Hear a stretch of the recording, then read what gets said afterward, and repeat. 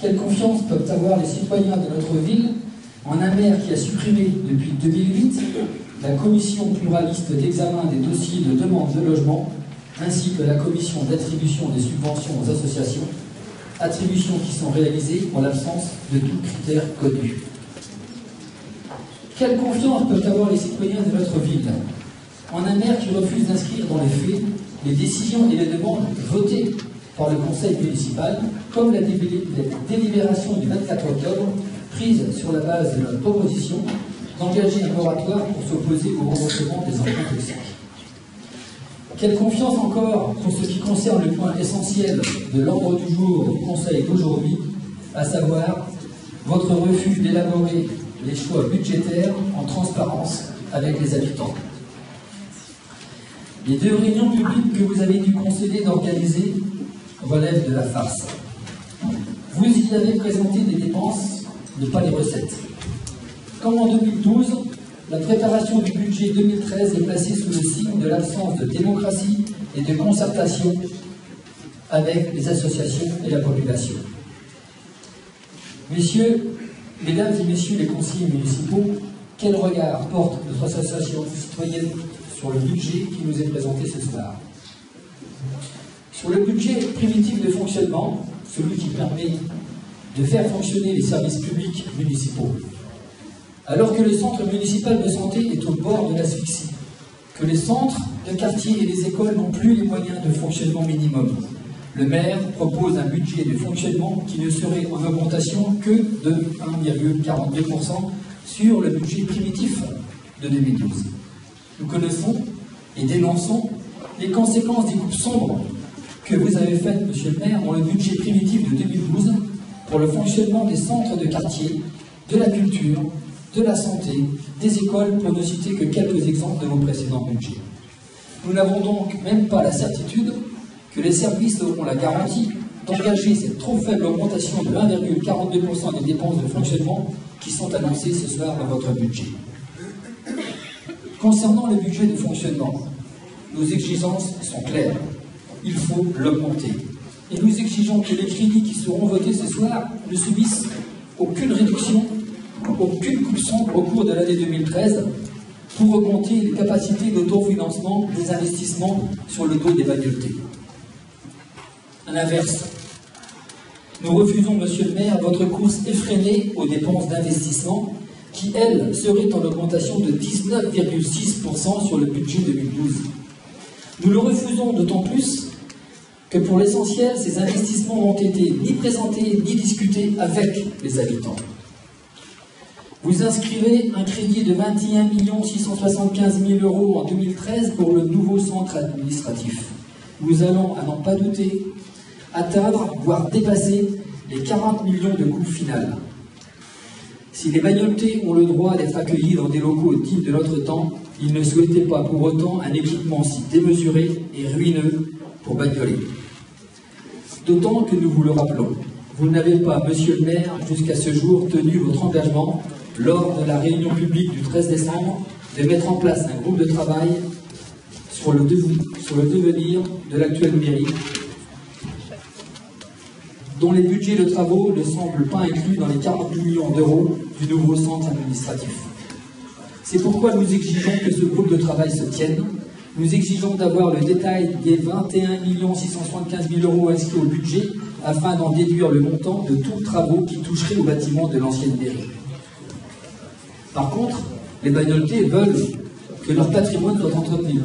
Et de ce point de vue, nous ne sommes pas certains que le crédit de 1 380 000 € inscrit à ce chapitre soit suffisant dans la mesure où beaucoup de retard a été pris ces dernières années. Nous enregistrons par ailleurs avec satisfaction que grâce au combat des usagers et des citoyens, ne figure au budget 2013 aucun crédit pour la réalisation d'une structure sportive provisoire en remplacement des gymnases Jean Renaud et Politzer. Nous confirmons l'exigence des citoyens et usagers de voir s'engager une réelle concertation pour l'évolution d'une opération comprenant le maintien, voire plus, d'équipements sportifs dans le sud de Bagnolet a besoin. Pour ce qui est des recettes, vous inscrivez cette année encore 16 210 000 € de cession, ce qui porterait en 2 ans Si vous aviez vraiment réalisé toutes les sessions en 2012, la vente du patrimoine communal à 32 865 000 € sans que nous ayons connaissance de la liste nominative des propriétés vendues. Alors nous disons stop. Trop, c'est trop. Et nous renouvelons notre opposition à toute nouvelle vente, toute nouvelle opération qui ne serait pas co-élaborée avec les habitants.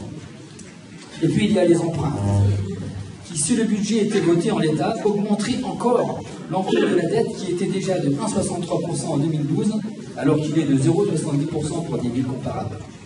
Ce qui permet cet encours, c'est l'estimation que vous fournissez aux banques du patrimoine communal que vous avez l'intention de vendre au cours des prochaines années. Et c'est pour obtenir vos nouveaux emprunts que vous refusez d'affronter les banques, que vous refusez de leur opposer un moratoire sur le paiement des intérêts purement spéculatifs de leurs prêts toxiques. Nous n'ignorons pas les difficultés rencontrées par toutes les communes pour équilibrer leur budget.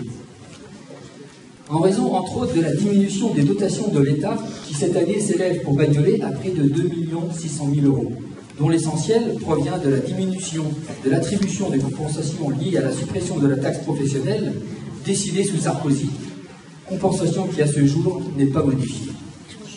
Et nous sommes inquiets des annonces faites au nom de la réduction de la dette nationale, des nouvelles diminutions des dotations annoncées aux collectivités pour 2014 et 2015. Cela confirme bien, si cela en était besoin, que dans une telle situation, il convient plus que jamais de faire les choix budgétaires avec les habitants et non pas contre les habitants. Monsieur le maire, ce n'est pas un secret pour personne. L'absence de démocratie et les dérives de vos décisions autoritaires engendrent une crise municipale.